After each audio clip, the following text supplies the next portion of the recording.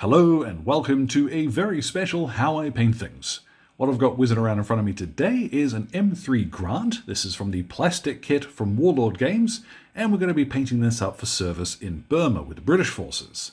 Now, I'm sure that a few of you who've played World of Tanks are probably having nightmarish flashbacks right now, but in bolt action, the Lee and the Grant are actually probably one of the best medium tanks in the game. You've got the high explosive round, suitable for knocking out infantry in the 75mm gun on the funky sponson there, and you've got the little light anti-tank gun in the turret which can plink away at other stuff.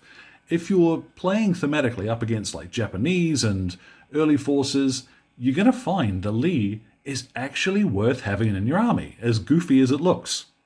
All the same, because I've never actually painted a tank in Army Painter paints on the channel before, I figured this would be an opportunity to show you a slightly different way of getting jungle green. So all of the paints will be listed in the description below, the same as always. Let's get started. So once you've assembled your small windowless building, first thing to do of course is to prime it. Now here I've used Raven Black. The only real reason for that is that it is easy to see on camera what we're doing. The primer that you use is honestly not going to matter all that much. I would recommend darker, so black or a dark grey, but you can use a green or anything you've got to hand. Just anything lighter than sort of uniform grey from the Army Painter might be a little too light. It's going to take you some extra time to lay down your base coats, but this is why black. Now when it comes to prepping up a big brush like this to apply your base coats, I tend to find it's best to dip it in a little, quickly dip it in some water, and then just squeeze it out so that your bristles are wet before you start doing anything. Just helps prevent sort of soaking paint into the bristles and doing very little else with it. What I'm going to do is prep up here. This is Webbing Green from the Army Painter Historical set, the British set. The reason why I'm using this is that it is quite close to Russian Uniform Green from Vallejo. Maybe just a little bit greener, more saturated, which is probably true of most of the Army Painter stuff.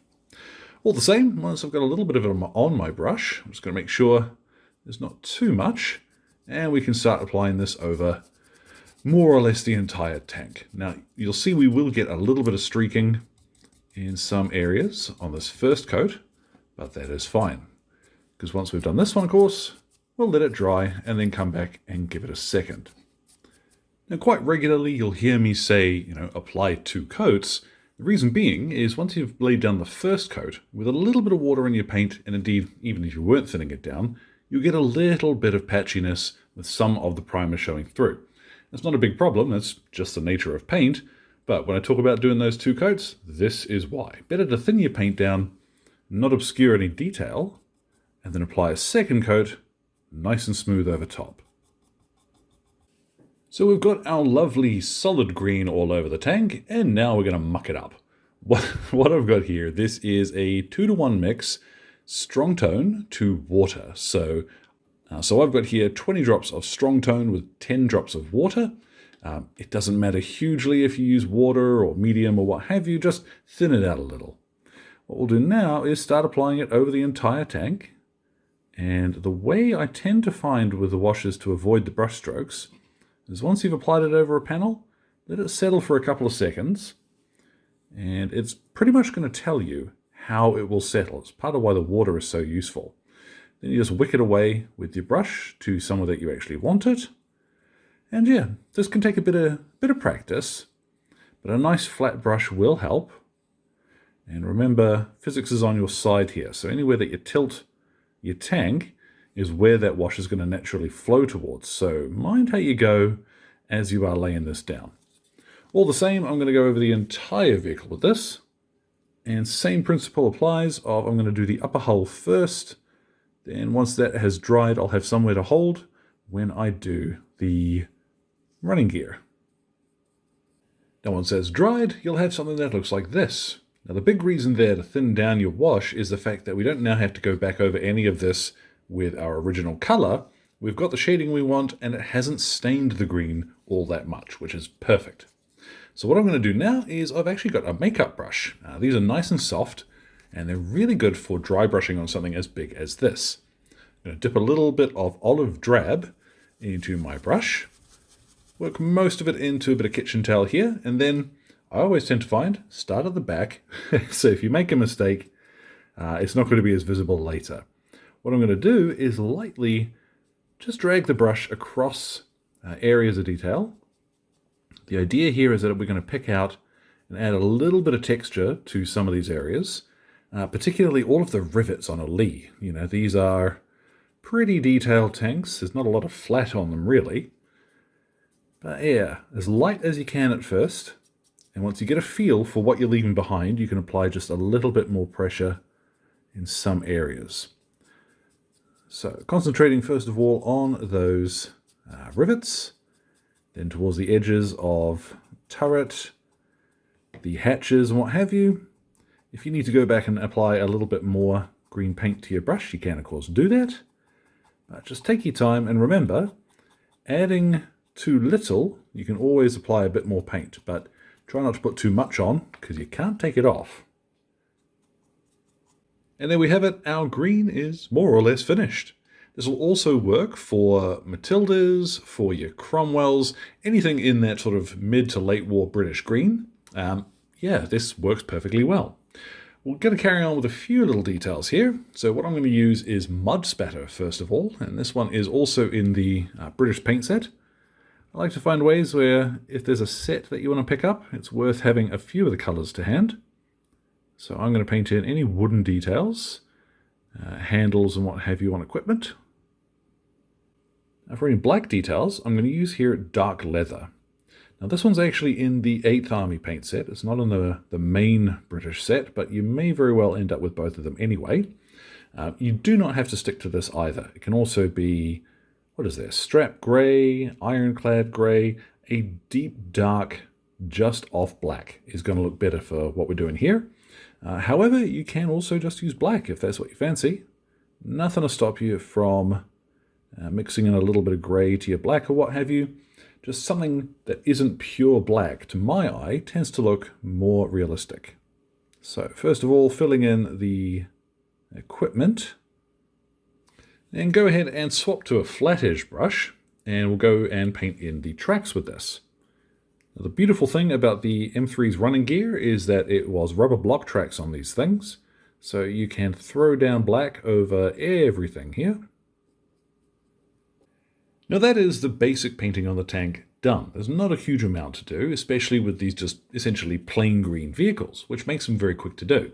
However, because we want to do a little bit of weathering, it's always worth putting your transfers or decals on now, before you do your weathering, because otherwise they're going to look pristine and perfect over a grubby tank. So what I'm doing is pop your decals onto a bit of, what's this, kitchen towel. Instead of leaving them floating around in a dish of water, you'll find this much easier. Soak that through. Then, as you find they start to come loose from the backing paper, you can just pick them up off of the kitchen towel and pop them where they want to go with your brush.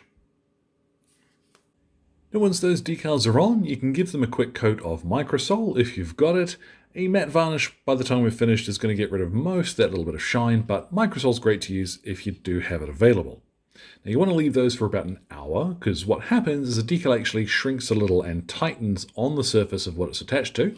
So the longer you can leave those, the better. An hour is about enough. I actually went and had minor facial surgery in between putting them on and coming back to film this part of the video, so I think this has had enough time now. All the same, we can carry on with our weathering, and what I've got is some Brigadine Brown and one of these little bits of nubbin from a sheet of pluck foam. I buy these as sheets of acoustic dampening material from Amazon, and what you do, just dip a little bit of paint in there, dab some of it off on your kitchen towel, and we're going to use this to create little rough patches where it would look as though, you know, this has been dinged by incoming fire, or it's brushed through the undergrowth or something. Now the trick here is that you want to try and concentrate on areas which are leading into the undergrowth or wherever it's likely to be hitting, or areas where the crew are climbing over quite a lot. So on the back here, for example, you don't want to go nuts with it because it will very quickly start to look a little over battered, shall we say. But a wee bit of this around most of the vehicle is not going to look too bad. So let's just spend a bit of time here. Don't be afraid when you come near your decals. It's part of the reason why we do them before the weathering, to just dab on, get a little bit of them with some brown too. But yeah, let's go ahead and finish this part off.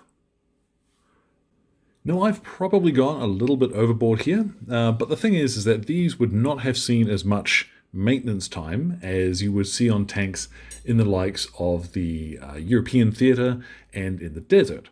Now, an important part with that as well is that the Burma campaign obviously was much more humid, so you would see more actual rust on these things. So 1 drop of fresh rust with about 15 drops of water, because you want to put this on fairly thin to start with, and you can add a little bit more of the rust effect if you want later on.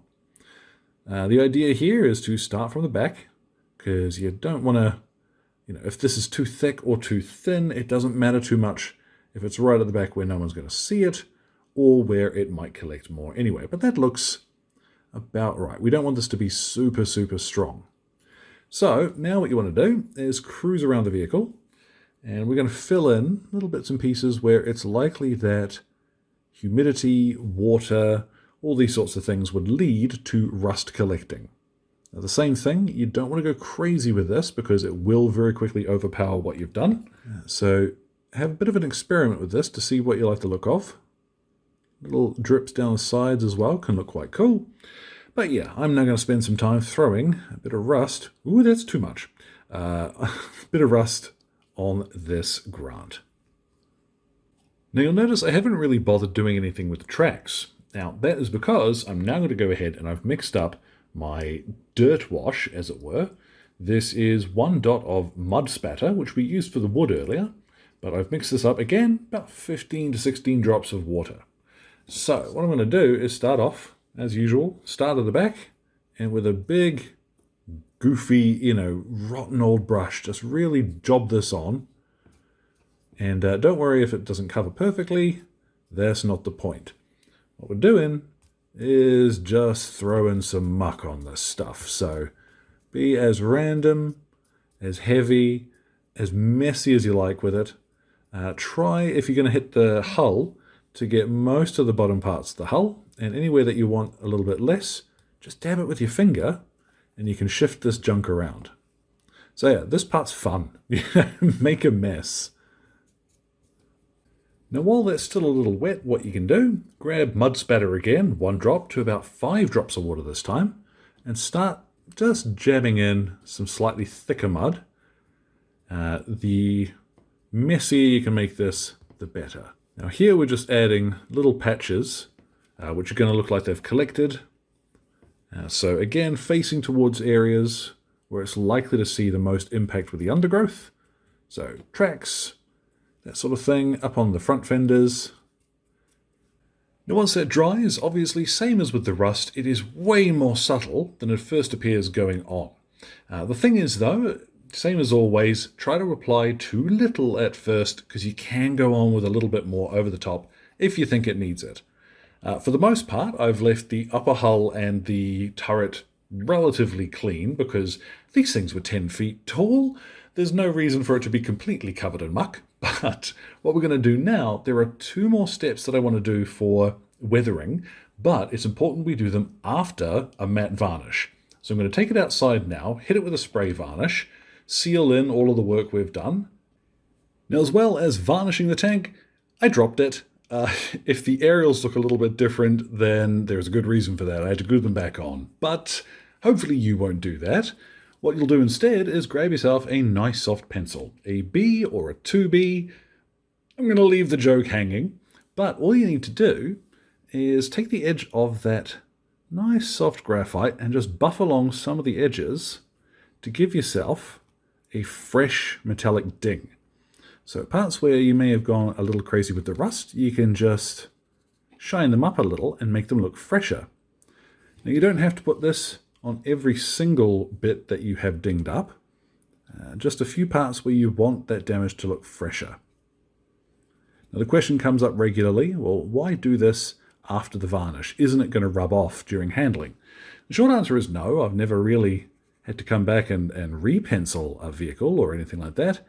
But we're doing this after the varnish because the varnish actually gives us a slightly rougher surface that the pencil can then adhere to. And what you can also do with this is the tracks, these little bits of metal stuff along the outside, as well as making beautiful music, you can very quickly paint the edges of the tracks with this.